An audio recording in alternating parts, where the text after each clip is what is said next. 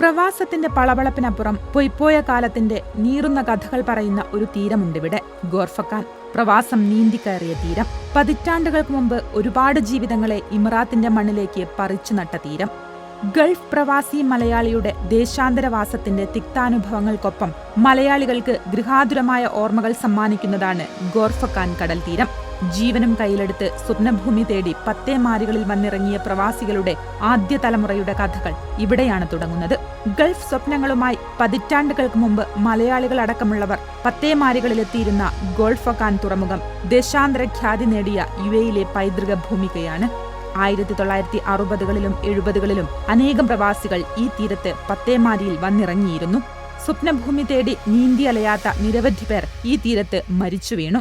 നിയമാനുസൃതമല്ലാതെ ജീവിതോപാധി മാത്രം തേടിയുള്ള ഈ യാത്രയ്ക്ക് അന്നൊരുറപ്പുമില്ലായിരുന്നു.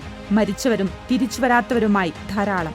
ഇന്ത്യയിലെ ഏതെങ്കിലും തീരത്ത് നിന്നും പത്തേമാരിയിൽ കയറിപ്പറ്റി ഗോർഫക്കാൻ തീരത്തെത്തി കാൽനടയായും ചരക്കുവാഹനങ്ങളിലും കയറി ഷാർജയിലും ദുബായിലുമെത്തി ജീവിതം പടുത്തുയർത്തിയവരാണ് പൂർവ്വകാല പ്രവാസികളിൽ പലരും. പ്രവാസികളുടെ കണ്ണീരും സന്തോഷവും ഒരുപോലെ ഏറ്റുവാങ്ങിയ മണ്ണാണിത്.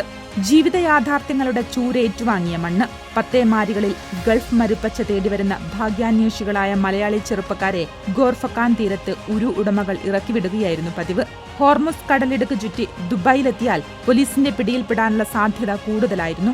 താരതമ്യേന വിജനമായ ഗോർഫക്കാൻ തീരം അവർക്ക് സുരക്ഷിത താവളമായിരുന്നു. നിഷ്കളങ്കരായ തദ്ദേശീയർ അവർക്ക് ആഹാരവും അഭയവും നൽകിയിരുന്നു.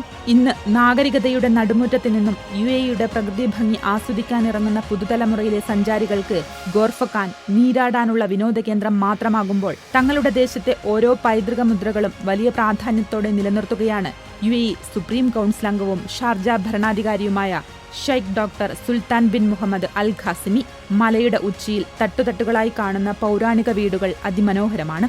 കേവലം കാഴ്ചകൾക്ക് വേണ്ടി ഒരുക്കിയതല്ല ഈ വീടുകൾ. പോർച്ചുഗീസ് വ്യാപാരിയും കപ്പൽ സഞ്ചാര സാഹിത്യകാരനുമായിരുന്ന ഡാർത്തെ ബാർബോസയോടൊപ്പം വന്ന പറങ്കിപ്പടയെ തദ്ദേശീയർ അടിച്ചോടിച്ച ഗോർഫക്കാന്റെ ധീരത പതിഞ്ഞുകിടക്കുന്നവയാണ് ഈ വീടുകൾ. ചരിത്രങ്ങൾ തച്ചുടയ്ക്കുമ്പോഴല്ല, അവ യഥാർത്ഥ ചാരുതയിൽ പുനർനിർമ്മിക്കുമ്പോഴാണ് ഒരു രാജ്യം മുൻതലമുറയോട് ആദരവുള്ളതായി മാറുന്നതെന്ന് ക്രിയാത്മകമായി തെളിയിക്കുകയാണ് ചരിത്ര കുതുകി കൂടിയായ Sheikh Doctor Sultan bin Muhammad Al Qasimi.